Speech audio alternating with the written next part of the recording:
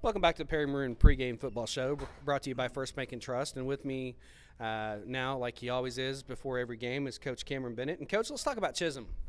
First of all, a sloppy game by both teams. You had 7 turnovers, Perry committed. Chisholm had 3 or 4. You know, it was just kind of sloppy in that first quarter.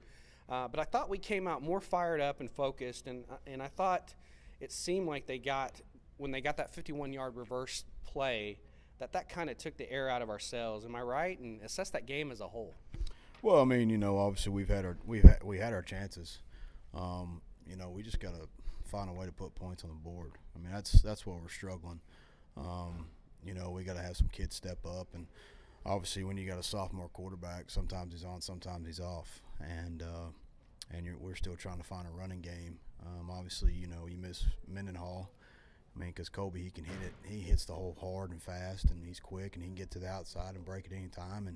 And then we got Hatfield and Mason. They're not doing a bad job, but they're not as quick getting to the hole as Kobe was, and that's what we're kind of struggling with right now.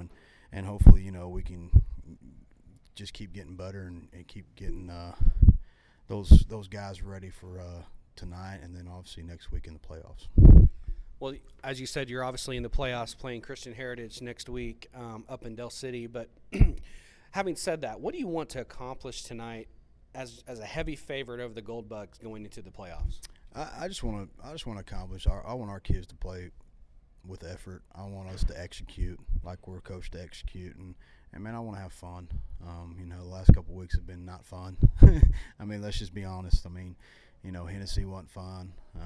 Newkirk we won. This it wasn't fun. Last week wasn't fun either. But I just want to have fun. I want the kids to go out and have a good time, and I want the kids to to go out and execute and play like they're coached to play. And I think everything else will be okay. The voices you hear in the background, we're in the Northwest Oklahoma State Rangers training room, and their locker room's right over there. So that's what you're hearing. So we're not having the crowd behind us yelling at us. But let's talk about update on the injuries. Brian had his finger, he dislocated that last week. Luke went out with, it looked like he was favoring his, his right foot or left foot, I can't remember. Austin Reyes, is he back? And then talk about the possibility of getting Mr. Mendenhall back next week. Right. Yeah, Luke's ankle's still a little swollen. I think he pretty much third-degree sprained it, which – that's a little bit tougher, but he's been icing, things like that. He's suiting up tonight, but he most likely won't play unless it's an emergency. Reyes is back tonight. Obviously, he's going to play more defense. We're going to limit him and G a lot more on offense just to kind of give him some breathers, and hopefully some other guys we can see if they can step up or not. Kobe. I mean, hopefully, he's been doing what the doctor's been telling him to do. He's been doing some shock treatment on it, and he's been icing it, and he's been taken care of. He's got a new brace, and hopefully we can definitely have him back for next week. That'll be definitely a surprise for Christian Heritage, and it'll definitely be a boost for our offense. Yeah, I don't expect anybody from Christian Heritage to be listening to our pregame. That's why I brought that up, so I'm not going to tell anybody else either. So let's talk about Alva. Obviously, they've struggled a lot this year. You're a heavy favorite, but you can bet your bottom dollar that Coach Dollar is going to do everything he can to get a win tonight, and so are those seniors here in senior night. What are we going to see with Alva offensively and defensively tonight? They're a young team. Obviously, they were senior heavy last year, and they lost a couple key guys last year on that football team. I think some of them are actually playing here. All skill players. Yeah, right. Every skill player they had. It's weird. They're changing up their offense a little bit. It's like a broken bone, or I don't really know what you call it. Kind of an offset eye. Yeah, I mean it's kind of different. I'm kind of surprised he's running it, but obviously he wants things to be tight. That's why he's running it. Obviously he's got young guys. Defensive wise, they're going to be in a 3-4 look most of the night. I mean, like they've done last year. I mean, that's nothing new for them. But yeah, offensive wise, I think he's just doing that to hopefully keep those young guys and hopefully just kind of keep their heads up. Not let teams score that much. But they're young. I mean, they'll be good in a couple years.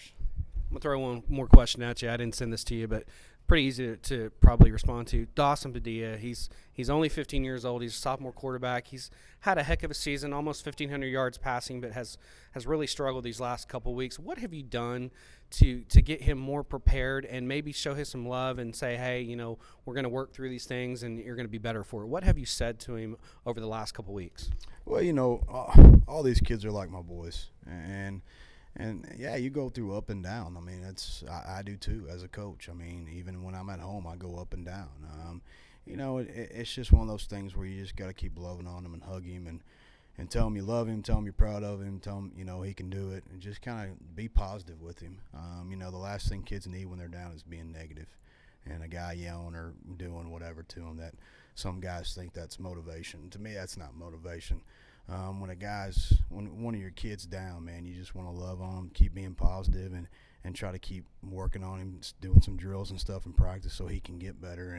And he's fine. I mean, the thing is, I mean, it's one of those things where he's on, and maybe the wide receiver drops the ball, and obviously if you've been struggling a little bit and that happens, then you're like, oh, what do I got to, right? Yeah, we need to catch the football, and a lot of times it's not his fault always, but we got to work through that and just keep getting better.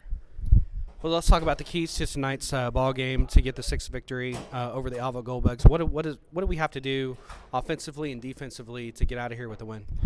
Offensively, man, we just got to hang on the freaking football.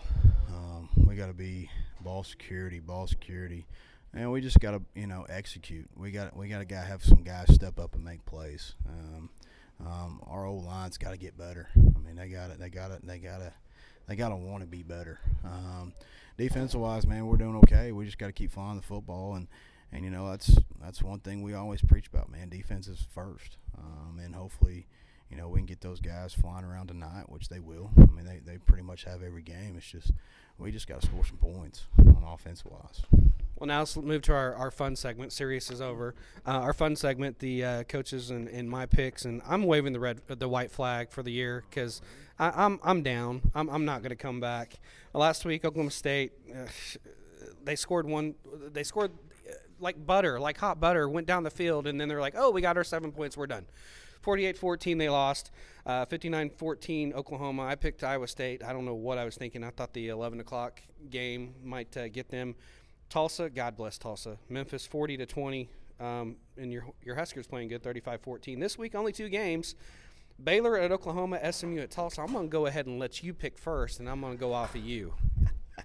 Well, I don't know, man. Baylor and Oklahoma, that's going to be a tough one. It's 11 o'clock, too. And you never know, man. Their offense was clicking at Iowa State, but they're different scary. Different bear, no pun intended. Right. I'm going to pick OU, though. I'm going to go Boomer Sooner. I'm going to make some fans happy. I'll go Boomer Sooner. SMU and Tulsa, I mean, flip a quarter. I mean, those are probably two of the worst teams there is. But it's at Tulsa. I'm going to go with Tulsa. Maybe they can pull it out.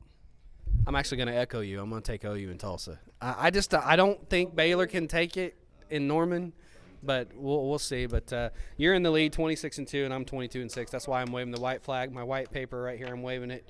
But anyways, thanks for talking to us. Congratulations on the playoff berth, finishing 3rd in the district. And let's get a win and finish off the regular season going into next week. And we'll talk to you later. Thanks. Appreciate it, guys. And that was Coach Cameron Bennett, your Perry Maroon head football coach. Keep it right here, as on the other side of the break, we're going to have the district roundup and talk about some district championship matches that are going to occur tonight. Also going to talk about some area schools as well around the Perry area. Then we'll have another break. We'll come back with the starting lineups, the keys to victory tonight for the Maroons as they are at the Alva Goldbugs here in Alva, Oklahoma. You're listening to Perry Maroon Football on Triple Play Sports.